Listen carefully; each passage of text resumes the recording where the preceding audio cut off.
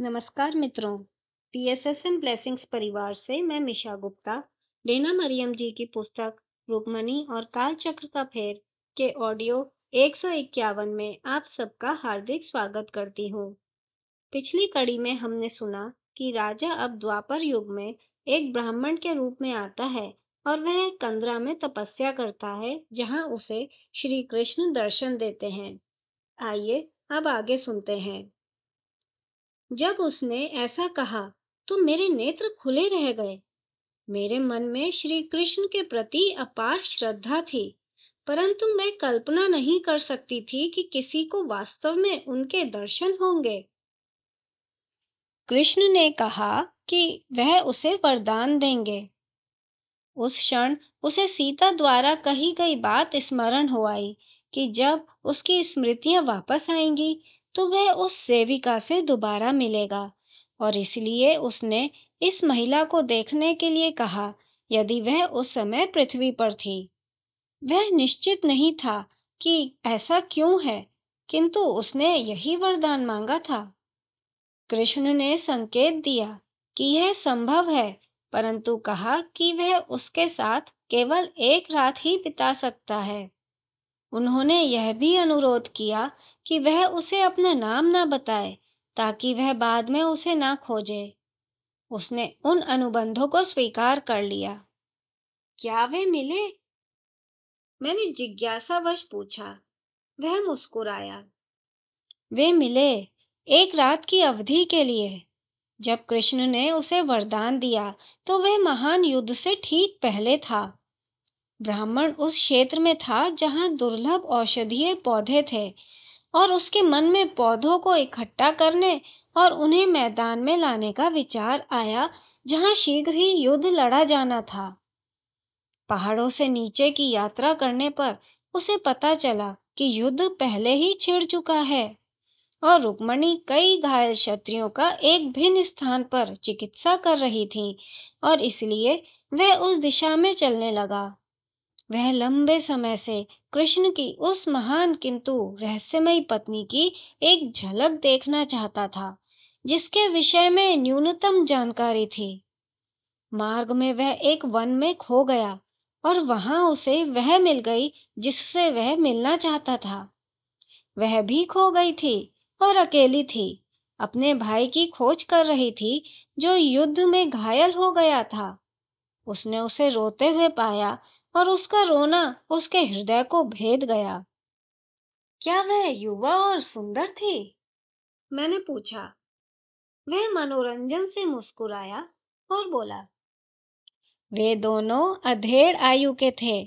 उसकी दृष्टि में वह बहुत सुंदर थी, परंतु यह उसे आकर्षित नहीं करता था।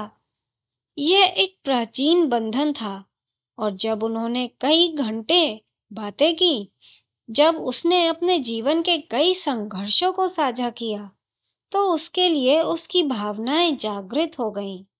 उसने सोचा कि उसने मानवीय प्रेम को पार कर लिया है, परंतु उसने इस बात को नहीं समझा था कि मानव प्रेम दिव्य प्रेम का प्रतिबिंब है, जैसे चंद्रमा सूर्य के प्रकाश को प्रतिबिंबित करता है।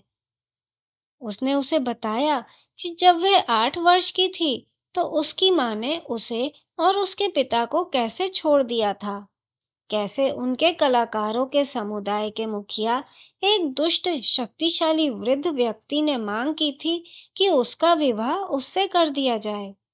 उसके पिता कैसे सहमत हुए, केवल यह शर्त लगाते हुए कि जब तक वह एक नर्तकी के रूप में प्रसिद्धि प्राप्त न कर ले तब तक प्रतीक्षा करनी होगी। और कैसे बाद में उसने तय विवाह के दिनांक से ठीक पूर्व अपने प्रेमी के साथ भागने का प्रयास किया, जिसके साथ वह गर्भवती हो गई थी। कैसे उस भयानक व्यक्ति ने उनका पता लगाया और हत्यारों को भाड़े पर लिया, जिन्होंने उसके प्रेमी को मार डाला और उसे घायल कर दिया। कैसे रुक्मणी ने उसे ढूंढ लिया और उसे शरण दी, और कैसे वह और उसका पुत्र कई वर्षों तक रुक्मणी की देखरेख में छिपकर रहे थे। जब उसने उसकी कथा सुनी तो वह इन सभी परीक्षणों के सामने उसके साहस के विषय में सोचता रहा। अपनी बात समाप्त करने के पश्चात उसने उससे कहा कि उस समय वह जो सबसे अधिक करना चाहती थी वह नृत्य था। वे एक महान युद्ध के मध्य थे, दुख से भरे संसार में, एक अंधकार में वन में एकांत थे, और वह केवल नृत्य करना चाहती थी। और उसने वैसा ही किया, और यही बात थी जिसने उसे आकर्षित किया। उसने सीता के पकड़े जाने से पहले पंचवटी में अंतिम रात राम के प्रति अपने प्रेम को व्यक्त करते हुए सीता की भूमिका में नृत्य किया था। यह अद्भुत था। उसने पहले कभी ऐसा कुछ नहीं देखा था, और उसके नृत्य ने उसके हृदय को इस प्रकार से खोल दिया कि उसकी सभी ध्यान विधियां भी नहीं खोल पाई थीं। परंतु उसे कुछ उलझन भी हो रही थी, क्योंकि उसने लंबे समय से मानव प्रेम का अनुभव नहीं किया था। यह उनके अंतिम घंटों में था। जब सुबह होने लगी और अलगाव का समय निकट आ गया, तब उसे समझ आया कि जागृत भावनाओं की सीमा क्या थी। रात के दौरान किसी समय वह उसकी बाह पर अपना हाथ रखने के लिए पहुंची थी और उसे वहां से न जाने के लिए कहा था, और इससे वह द्रवित हो गया था। वह कदापि निश्चित नहीं था कि उस पल क्या करना है, परंतु फिर उसे कृष्ण के शब्द स्मरण हुए और वह समझ गया कि उनका अलगाव अनिवार्य है। तो वह सेविका अब एक नर्तकी थी। वह एक ब्राह्मण था और वह वैश्य समुदाय से थी। मैंने सोचा। उसने सहमति में सिर हिलाया।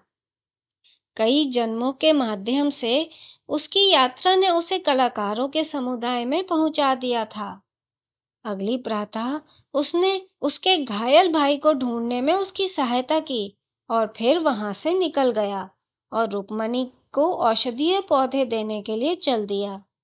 वास्तव में रुक्मणी ने ही उसके मन में उपचारात्मक पौधे लाने का विचार रखा था, परंतु उसे वहां लाने का यह केवल एक बहाना था, क्योंकि उनके पास पहले से ही बहुत सारी औषधियां थीं।